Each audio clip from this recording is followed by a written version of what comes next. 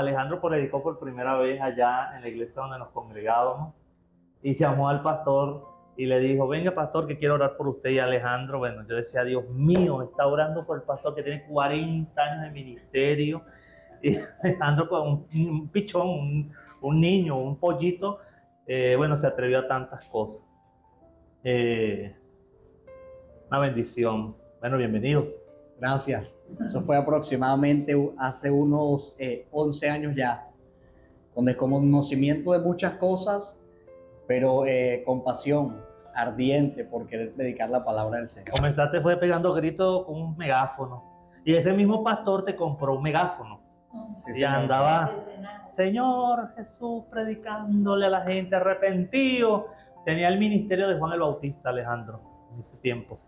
Andando Usted dijo que los púlpitos estaban en la avenida, en las plazas, y tú oíste eso y te activaste. No, a mí me impactó un hermano que iba a las plazas con un megáfono, lo apodaban Caimán, el hermano, y a las calles iba con un megáfono y me inspiró para también salir a la calle. Recuerdo que en los primeros años de predicación llevaba una camisa manga larga por dentro del pantalón y terminaba con la camisa afuera, sí. todo desbaratado por, o sea, gritos, la adrenalina, pero ya con los años uno va madurando y aprendiendo muchas cosas en este trayecto ministerial. Es necesario madurar. Yo recuerdo que llegaba a la casa de Francisca y venías emocionado porque habías predicado en no sé dónde. ¿Recuerdas el Mundial 2014? En el Mundial de 2014, yo disfrutando mi Mundial y Alejandro estaba aprovechando que ponían una pantalla gigante en la Plaza Miranda y agarraba el sonido y predicaba a 3,000 personas. Sí, eso fueron hay 5,000 personas, hermano, de aquí 3,000. No peca tanto. Se arrepintieron 300, siempre los evangelistas siempre exageran las cosas. Se arrepintieron 300, no, se arrepintieron 100. No digas que se arrepintieron 300, porque a veces exageramos mucho. Bueno, una bendición estamos juntos en este tiempo, en este ministerio y seguimos llevando el evangelio, pero ya haciendo discípulos. Así es. Y bueno, no nos arrepentimos de lo que hacíamos, porque yo también prediqué con megáfono. Así es. Predicamos en diferentes lugares, pero uno va creciendo, y no es que esté mal lo que se hacía, sino que se va perfeccionando. Sí, se va perfeccionando el trabajo. Ahí es donde cabe que la Biblia dice, añadid a vuestra fe virtud. La palabra virtud es, a tu fe añade excelencia. Correcto. La gloria va en aumento. Ya uno sabe que de repente antes uno iba a un hospital de repente solamente a pegar un grito, pero ya hoy en día vas de manera más organizada, con unas arepas, acordes, sabes que no necesitas pegar un grito para hacer una oración por una persona. Y eso es añadir virtud, añadir excelencia, añadir madurez. Así es. Y bueno, hoy encontramos ya el ministerio floreciendo, ¿verdad? Ya haciendo el trabajo ministerial que se te asignó como evangelista, predicando en diferentes lugares. La obra evangelística se ha, digámoslo así, malinterpretado, pensando que es solamente ir a predicar campañas. Y es que la iglesia local tiene como ministerio hacer la obra evangelística. Así también. Ahora, hay una oficina del evangelista que es aquella persona que tiene el poder de la palabra para ir a ciertos determinados lugares y, bueno, captar la atención, los oídos de las generaciones para que, bueno, oigan el mensaje y se arrepientan. Ese es el llamado del evangelista. Ahora, como iglesia, ¿verdad? También tenemos el llamado a hacer la obra evangelista. ¿Recuerdas que Pablo también se lo dijo a Timoteo, creo? Pablo le dijo a Timoteo, haz obra de evangelista. Le dijo el apóstol Pablo a Timoteo. Sí, el evangelista,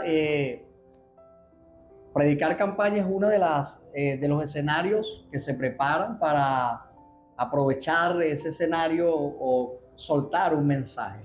Pero lo que es el ministerio evangelístico, la dinámica de evangelismo es un estilo de vidas. Va en Abuceta, se puede levantar a predicar en Abuceta, está en el hospital, está en oficina, no se limita solamente a un micrófono, tarima, púlpitos, Así es. cámara, lugares con pantallas, humo, butacas reclinables, sino que va más allá. Es una dinámica de vida. El evangelista, en pocas palabras, predica con las espaldas. Así es, así es. Y la gente, los evangelistas tienen como un don. Hay un don especial en aquellos grandes evangelistas que quizás predicaron grandes campañas, valga la expresión, y ellos estaban en países donde su idioma no era el original. Y con traductores, la gente podía, claro, con sus traductores podían entender el mensaje, aunque el traductor era natal, ellos escuchaban al traductor natal, pero veían la imagen del evangelista y veían a Cristo. Esa es una gracia que tiene un evangelista. Es una gracia. De hecho, son 5 ministerios. Y el número 5, curiosamente, no solamente nos habla de ministerios, sino que nos habla de gracia.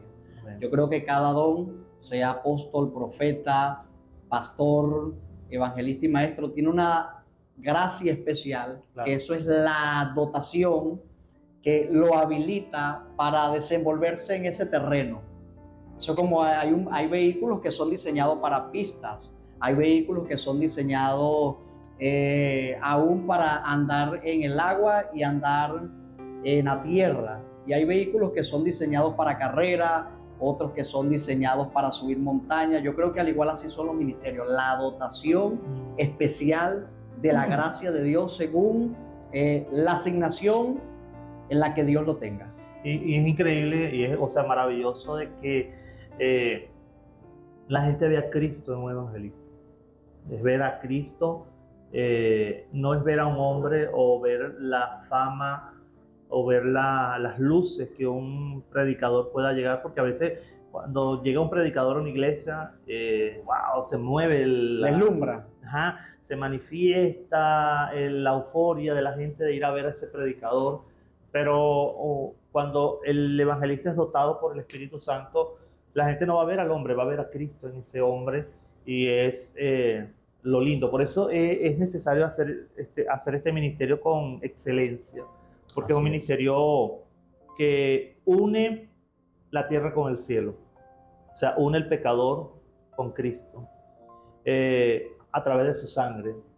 Y bueno, es interesante aprovechar este tiempo, ¿verdad?, para hablar del Cordero, hablar de Cristo, hablar de la Pascua, del Señor, y Hablar del Cordero es hablar de evangelismo. hablar del evangelismo. ¿Por qué? Porque nadie puede llegar a Cristo sin que alguien le predique. Recuerdo lo que dice Romanos 10, ¿cómo predicarán o cómo irán si nadie, perdón, cómo conocerán al Señor o cómo invocarán sin nadie, si no hay quien les predique? Así es. ¿Amén? Oh, la Biblia nos está diciendo ahí alguien tiene que hacer algo. Así es. ¿Cómo irán si nadie los envía? ¿Cómo irán si no hay quien les predique? Es correcto. O sea, hay una necesidad de que los evangelistas sean enviados. Y hay otra necesidad de que el evangelista hable. Así Porque es. puede ser enviado, pero no cumplir su asignación. Entonces, ¿cómo oyen si no hay quien les predique? ¿Y cómo creerán? O sea, ¿cómo creerán? El mensaje del evangelio es necesario en todas sus facetas. Así es. Para que las personas puedan conocer a Cristo, para que las personas puedan conocer al Cordero de Dios que quita el pecado del mundo. Recuerdo, ¿Quién te predicó a ti, no? amén. Cuéntame cómo fue. Ya, Daniel, me salí de la grabación. Está bien. Está bien. A mí me predicó el pastor. Yo creí con el pastor un 30 de agosto del año 2011. Posterior o anterior a que el pastor me predicara, sí, ya había oído del evangelio. Recuerdo que un hermano un día me llevó a un servicio, pero en el momento de yo creer en el Señor, de yo reconocerlo como mi Salvador, fue en la casa de la hermana Francisca, madre de nuestra pastora Mirlene, Ese 30 de agosto del año 2011 fue una noche muy especial porque desde ahí muchas cosas comenzaron a cambiar. Mi pastor me hizo el llamado de manera insistente. Yo le dije a él que quería ver las clases de discipulado, consolidación, pero que no quería, no quería aceptar a Cristo. Y él accedió positivamente. Comenzamos las clases y no recuerdo a qué clase, si fue a la segunda o a la tercera. Él me hizo un llamado insistente y ese día Cristo vino a mi vida y comenzó a hacer cambios en mi vida. Amén. Yo recuerdo que cuando yo recibí a Jesús, yo siempre lo comento, en 2002, yo sé que Cristo murió y Cristo murió por nosotros hace 2000 años y murió con el propósito de redimirnos. Pero recuerdo que cuando yo acepté ese sacrificio, no fue solo, fue de la mano con alguien, fue con mi tía Carmen. Lo que quiero decir es que la redención, aunque Cristo haya muerto, aunque Cristo haya hecho todo tetelestai en la cruz, fue consumado, todo fue consumado, tetelestai consumado es, alguien tiene que levantarse. O sea, un redimido tiene que buscar a un no redimido para que se una. ¿Y qué hace un redimido, un evangelista que hace la obra evangelista? ¿Qué es lo primero que hace un evangelista para convencer, o digámoslo así, para decirle a la gente que el camino es Cristo? ¿Qué es lo primero que tiene que hacer el evangelista al mundo perdido para que pueda entrar en conciencia? Porque una de las cosas que hace el evangelista es que el mundo pueda tener conciencia de su pecado y pueda venir a Jesús. Así es. Es lo primero. Yo creo que el evangelista, el propósito del evangelista es levantar a Jesús. No cabe duda, levantar a Jesús. Porque cuando levantamos a Jesús, como Moisés levantó a la serpiente en el desierto, la gente tiene la oportunidad de mirar a Jesús. Y cuando ve a Jesús y Jesús lo ve, cabe la posibilidad de que el Señor se le revele a esa persona. Lo primero es levantar a Jesús, pero yo creo que un evangelista piensa en estrategia de cómo ganar. Un evangelista es un pescador y un pescador analiza, un pescador está pensando. Hay momentos donde me toca predicar, hay una multitud, están las personas en la iglesia y yo estoy predicando, pero también estoy orando. Estoy predicando y estoy orando. Aunque no saben los que están sentados que yo estoy orando, yo estoy soltando una palabra, pero estoy orando. Señor, convéncelos de pecado. Señor, toca a la gente. Señor, que la gente cree en ti. Y diste en el blanco. O sea, lo primero que un evangelista es hacer consciente a la persona de que está en pecado, ¿no? O sea, la gente necesita la conciencia de pecado. Ahora, necesitamos al Espíritu Santo. Así es. El Espíritu Santo es quien ayuda en el momento de dar una palabra. No estoy hablando solamente de las multitudes o de una plataforma. Hay una plataforma, la plataforma más sencilla en un hogar es decirle a la gente que sea consciente de su pecado. Pero el Espíritu Santo va a hacer la otra obra, que es el convencimiento. Pero ¿por qué el énfasis del evangelista en el pecado? ¿Qué es lo que hace el pecado con el mundo? Quisiera que me hablaras del pecado. La Biblia dice que la paga del pecado es la muerte. La paga del pecado te lleva al infierno. La paga del pecado trae maldición. Cuando hablamos de muerte, no solamente estamos refiriéndonos a que la persona vaya al infierno, sino que la muerte es como un ámbito. Es un ámbito donde viene maldición, donde viene destrucción. Cuando nos trasladamos o nos remontamos al huerto del Edén, que entró la muerte o entró la maldición, se desencadenaron varios elementos. El hombre iba a morir, la tierra le iba a producir cardos y espinos, tenía que ganarse todo con el sudor de su frente.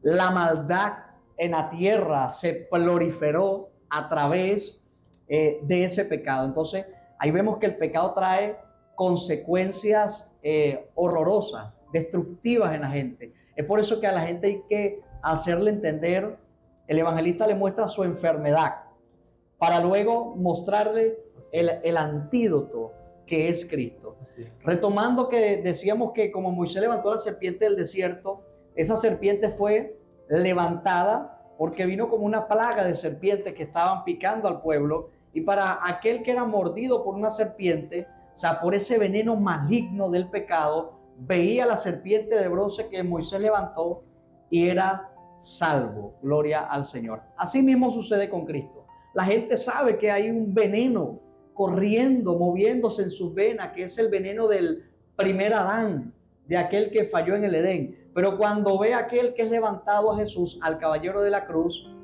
sabe que ese caballero de la cruz tiene el antídoto para que esa persona sea redimida. Así es. Entrando en el pecado hay un redentor. ¿Ven?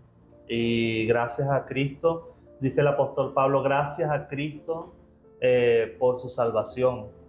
Gracias a Dios por Jesucristo.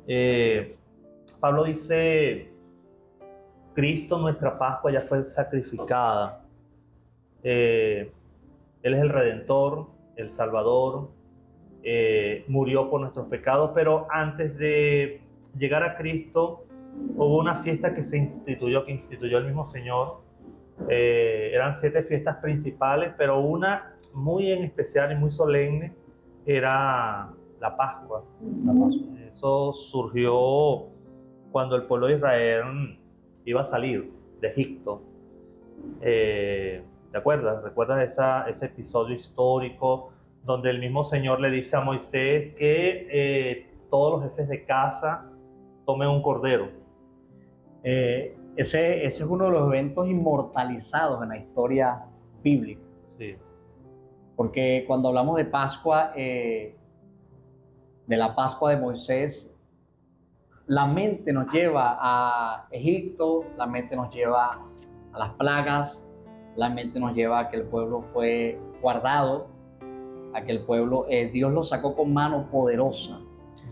Y la Pascua de Moisés fue una Pascua extraordinaria, pero la de Cristo tiene una gloria más eminente, que va más allá. Recordamos que la sangre de ese cordero se colocó en los dinteles de las puertas de las casas, y el Señor, como quería liberar el pueblo de Egipto, tremendo, mató los primogénitos de Egipto, todos los primogénitos, hasta el hijo del faraón. Primogénito es el primer hijo, ¿verdad? El que abre la matriz. Y primogénito es la gloria de todo padre. El padre que ve a su primer hijo es el que despierta esa emoción de paternidad y ese amor, aunque puedas tener 3 hijos más, pero el primero es como, tiene una gracia. Tiene algo especial. Tiene algo especial. Y no es que se haga sección de personas, sino que, bueno, tú como Moisés, ¿cómo eres tú como Moisés? Moisés es muy especial, de hecho. ¿Cuántos niños tienes? Tengo 3 hijos. El primero es Moisés David, el segundo es Esteban David y el tercero es Elías David. Amén. Esteban, que es el segundo, es Miñongo. Pero Moisés tiene algo especial por ser el primero, por ser con el que nos comimos más las verdes, iniciando. Ahí pasó todos los procesos contigo. Pasó todos los procesos. Ahí uno como padre se va entrenando y de alguna manera el niño, el chico, tiene algo especial. Así es. Bueno, es tremendo porque Dios, por la terquedad de Faraón y de Egipto, por la rebeldía tan fuerte a no obedecer la voz de Dios, dice que se endureció el corazón de Faraón y Dios dijo, vamos a matar, el primogénito. Pero el que tenga la sangre del cordero, como Israel estaba, la nación de Israel estaba bajo el yugo de Egipto, estaba en una tierra llamada Gosén.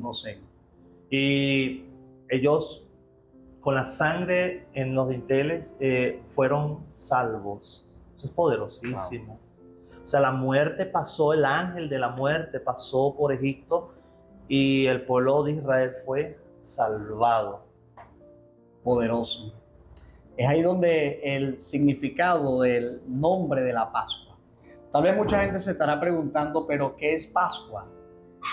¿Será que es cuando la fiesta del conejito de Pascua?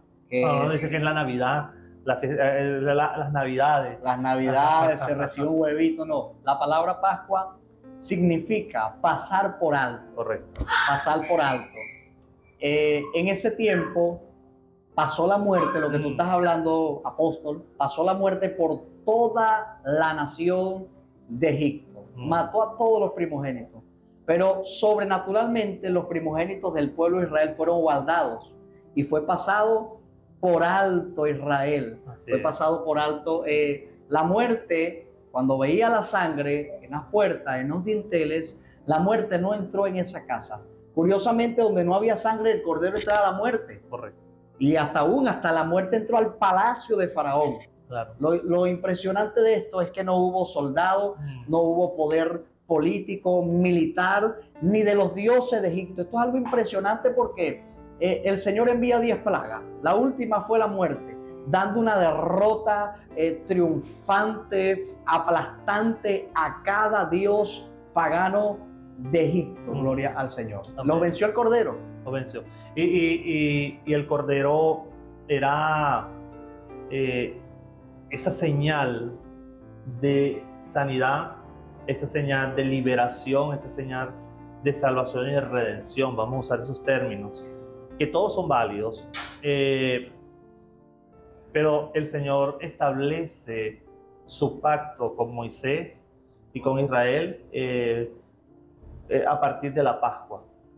Y es tremendo porque todos los años tenían que celebrar la Pascua en conmemoración o en memoria de ese acto histórico. ¿Fue glorioso? Claro que fue glorioso, porque en ese proceso de salida, en ese proceso de salir, dice la Biblia que se enfrentaron con el Mar Rojo y el Mar Rojo se abrió. Y eso yo lo creo, eso es historia, eso es ver la mano del Dios al cual nosotros servimos, obrando a favor de un pueblo que quizás no fue tan agradecido, quizás no fue tan fiel, no fue fiel, pero Dios fue fiel a ese pueblo, fue fiel a ese pacto. Mas, sin embargo, aunque fue glorioso, Colosenses, lo tienes allí, dice Colosenses que fue sombra. Dice, por tanto, nadie juzgue en comida o en bebida, en cuanto a días de fiesta, luna nueva o días de reposo. Todo lo cual es sombra de lo que había de venir. Wow, sombra de lo que había de venir. Y esa sombra, Alejandro, o sea, quiere decir que había algo que estaba por encima. Algo mayor. Algo mayor. Algo que estaba por encima de la Pascua judía, que estaba por encima de la Pascua del Señor, podemos decirlo así. Aunque decimos, las fiestas son del Señor y son del Señor, pero desde el punto de vista judío, ellos son muy nacionalistas, son muy, digamos así, territoriales, somos los únicos, y es verdad, Dios le dio a ellos la promulgación, el pacto, los cultos, toda la, digamos así, hasta la salvación viene de ellos. Viene de ellos, punto de partida, los judíos, Israel. Pero hay algo mayor, hay una riqueza que se desprende de todo esto, y es que la salvación se limitó a Israel con la Pascua judía, esa Pascua, pero hay un segundo cordero, un segundo Adán, que vino y trajo una gloria mayor. El original. El verdadero. El que no tenía copia, el que no era sombra. Y en honor a él es que nosotros celebramos la Pascua. Yo quiero que quede bien claro, nosotros no somos judaizantes. Nosotros no participamos de una religión judía donde nos circuncidamos, donde si tú no celebras la Pascua, celebras una fiesta o no guardas el Shabbat, te estás perdiendo o estamos por encima de ti. Jamás. Yo siempre he entendido que en esta celebración estamos conmemorando lo verdadero. Cristo, al que tú predicas, al que tú manifiestas cuando vas a presentarte en alguna plataforma o en un hogar, al que tú manifiestas es a Cristo. Y es a Él a quien nosotros en esta fiesta estamos celebrando. Dice algo poderoso porque la gente de repente puede decir, cayeron en la ley, Sí, sí. se cayeron de la gracia, Nos caímos de las gracias. cayeron en maldición. Y ahí entramos donde hay grupos que pelean o dicen, discuten si es Yeshua, Ajá. si haces, no haces. No, nuestra salvación totalmente es por la gracia. Así Y es. gracia es entender que por la fe yo soy justificado ante Dios. ¿Por medio de quién? Del protocolo que estableció Dios, que es Cristo. Yo soy el camino, la verdad y la vida. Nadie viene al Padre sino por mí, lo dijo el Así es. Señor. Así es. Ahora, hay algo interesante y es que las fiestas, cuando hablamos de Pascua, cuando hablamos de otras fiestas como Tabernáculo, Pentecostés, la fiesta del Señor, es algo, una enseñanza que tú diste, pastor, y me gustó mucho el título que tú le colocaste, celebrando las fiestas o celebrando la Pascua o la fiesta a la luz de la gracia, a la luz de la gracia. Cuando celebramos a la luz de la gracia, nosotros no estamos, yo quiero utilizar esta palabra, nosotros celebramos, no guardamos. Así es. Celebramos, no guardamos. Es decir, festejamos, nos alegramos, porque la fiesta del Señor es un kairos de Dios. Así es. Es un tiempo eterno donde Dios estableció esos tiempos, no el hombre, no nosotros. Dios estableció ese tiempo y cuando nosotros celebramos, Dios hace esto, en pocas palabras. Él abre el cielo, ovea la tierra, a ver qué está haciendo su pueblo. Cuando nosotros entramos en el tiempo de Pascua, ¿qué estamos haciendo? ¿Matamos un cordero, nos rociamos con la sangre? No. Cuando entramos en el tiempo de Pascua, es un tiempo para recordar a Cristo, el sacrificio de Cristo. Es un tiempo para reflexionar. Es un tiempo para volvernos a Él, porque puede decir, hay gente que dice, pero que ya yo me arrepentí, una vez y para siempre. Bueno, cuando nos vamos al Apocalipsis, el Señor le dice a una de las iglesias, creo que es a la Odisea, arrepiéntete, es válido arrepentirnos, y arrepentirnos es volvernos al Señor. Y hay momentos donde Dios llama a su pueblo a cuenta, pero también nosotros celebramos la Pascua, porque Él venció la muerte. Decíamos que la paga del pecado es la muerte, pero la Pascua es la dádiva de Dios, vida eterna. Así es. De hecho, cuando estamos hablando de esta Pascua mayor, cuando Juan el Bautista ve a Jesús, el Cordero de Dios, que era su primo, la presentación que él hace fue, he aquí el Cordero de Dios que quita el pecado del mundo. Amén. Fíjese que Egipto nos habla de un cordero que se sacrificó, pero Juan el Bautista, cuando ve a Cristo, a la gracia caminando, Amén, al Dios de gloria caminando, al original.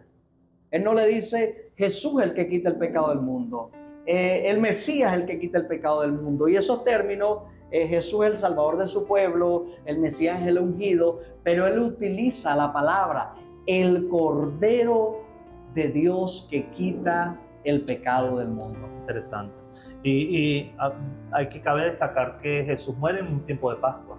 Por eso es que la muerte de Cristo es lo verdadero de la Pascua. O sea, ¿por qué? Porque en el mismo tiempo, en el mismo atardecer. De alguna manera la Pascua de Moisés nos preparó para el original. Para el original, claro, era la sombra. La humanidad no estaba preparada. Era la sombra de lo verdadero. Entonces, ese día el Señor Jesús se reúne con sus 12 y establece, ¿no? Celebra la Pascua, él establece un nuevo pacto poderosísimo, porque él dice, he aquí en mi sangre, aleluya, en mi sangre hay un nuevo pacto, y ese pacto contiene mayores promesas. Sí, wow. Y es glorioso, dice segunda de Corintios 3, que lo que fue glorioso en lo que fue glorioso en Moisés, en Cristo es aún más glorioso, tiene mayor gloria, mayor peso de gloria. Pero él se reúne con sus 12 y les dice, esto es mi cuerpo que por vosotros es partido, esto es mi sangre, el vino, la copa es mi sangre, que es el nuevo pacto. ¿Y qué es el nuevo pacto? El nuevo pacto es el nuevo acuerdo entre Dios y los hombres. No es un pacto de obras, no es un pacto de hacer sacrificios, no es un pacto de guardar. Una de las cosas que yo le decía al Señor hoy mientras caminaba, yo le decía al Señor, Señor, quiero ser perfecto en algo, quiero ser perfecto en la doctrina. Y es necesario ser perfectos doctrinales, no para juzgar, no partiendo del amor, no para debatir, no, sino que el hombre de Dios tiene que ser enteramente perfecto, preparado para toda buena obra y estar claro de qué es lo que es doctrina y que es la Pascua no es doctrina, la Pascua es un acto profético.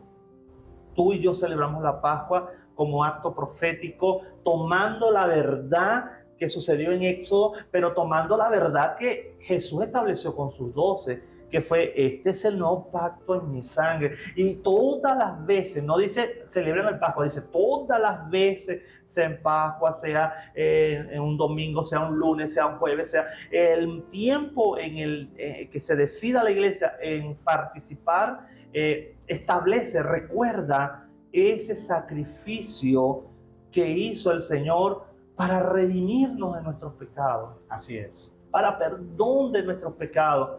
Y hoy yo le decía al Señor, Señor, bueno, yo quiero que la iglesia, quiero que la gente que nos sigue, que nos oye, pueda encontrar en nosotros riqueza doctrinal, no para creernos los más sabios, sino porque es necesario cuestionar muchas cosas que hemos aprendido.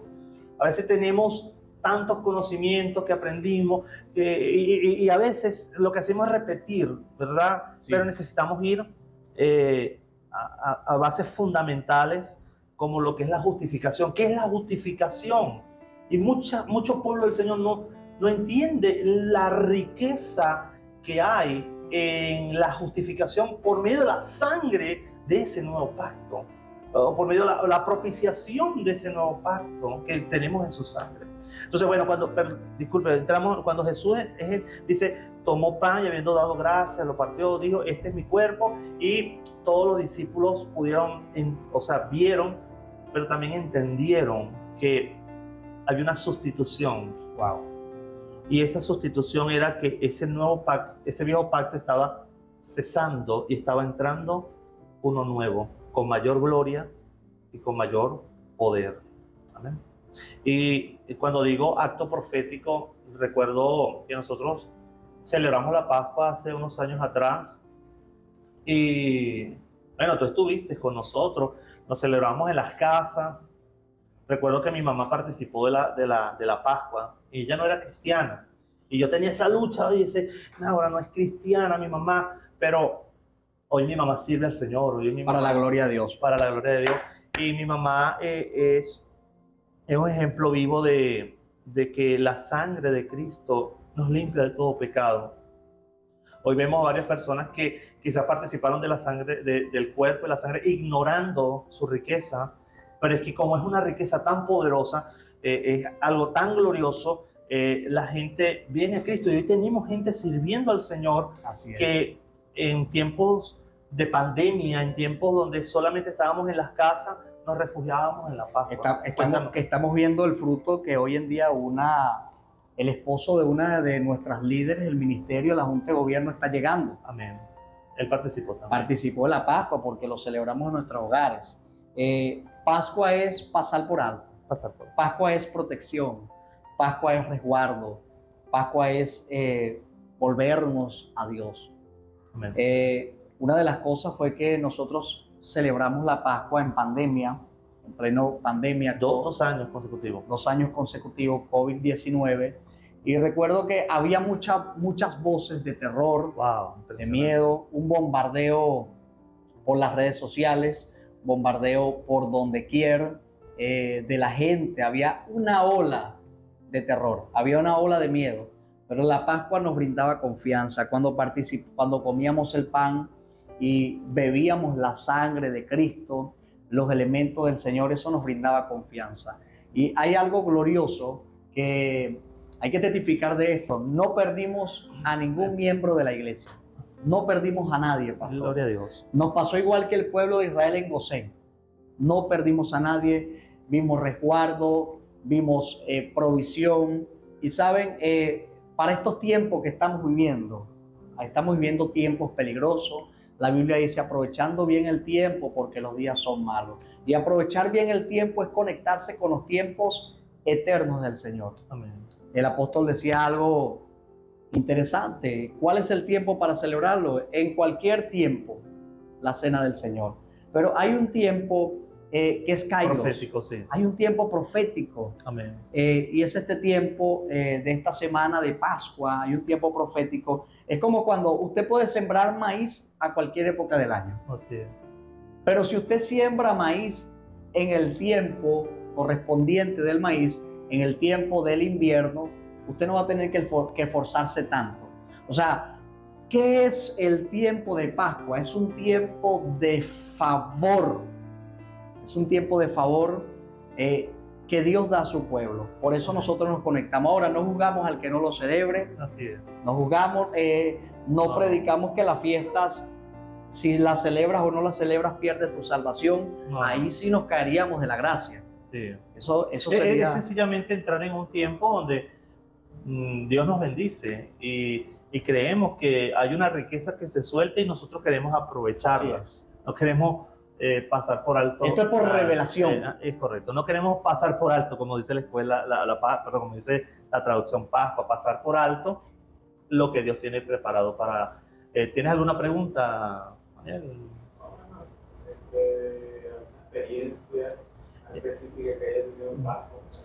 Amén. Un tiempo, alguna bendición que haya tenido a través de Pascua, o sea, alguna experiencia.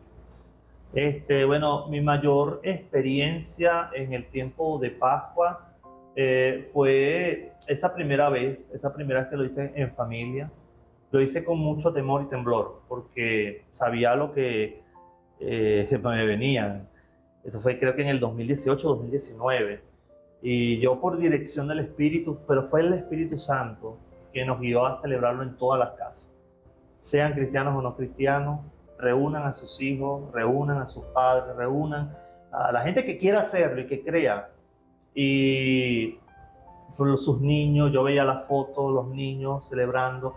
Era una hermosa mesa y cada quien tomando los elementos. Fue muy familiar. Fue familia y cada vez que subían la foto para mí era importante. Era que se me estremecía el cuerpo, mi espíritu, porque yo veía a Cristo en cada mesa. Yo veía a Cristo en mi mesa con mi papá, mi mamá. Bueno, mi papá no, mi mamá, mi esposa, mi sobrina. Creímos la palabra y Dios honra la fe. La Pascua es un acto de fe. Es un acto de fe. Un acto de fe. Y dice la Biblia, sin fe es imposible agradar a Dios. Es por eso que, bueno, la Iglesia Dulce Refugio este fin de semana se viste de gala. Poderoso. Se viste de gala para celebrar, ya no solamente en las casas, lo vamos a hacer el jueves en las casas, sí, pero también lo haremos colectivamente este sábado y domingo a una convocatoria masiva donde, bueno, el que llegue temprano tendrá silla. El día sábado a las 5:30 y tendremos un tiempo de alabanza, de adoración, un tiempo de unirnos con este Kairos, Amén. con este Kairos de Dios para conmemorar y celebrar lo que el cielo celebra. Celebrar al Corderito. Al Corderito. Entonces, bueno, damos gracias al Señor por este tiempo. Esperamos que sigamos avanzando y creciendo en la fe y en la gracia de Jesucristo. Alejandro, gracias. Gracias, apóstol. Por eso este tiempo de Pascua, Amén. No te quedes en tu casa. Date cita con el Señor. Amén. Asiste a esta convocatoria eterna. Amén. Es un tiempo poderoso de bendición. Si tienes algunas preguntas, puedes dejar un comentario. Amén. Suscríbete a nuestro canal de YouTube, al ministerio. Deja un comentario si tienes alguna necesidad de saber más de la Pascua.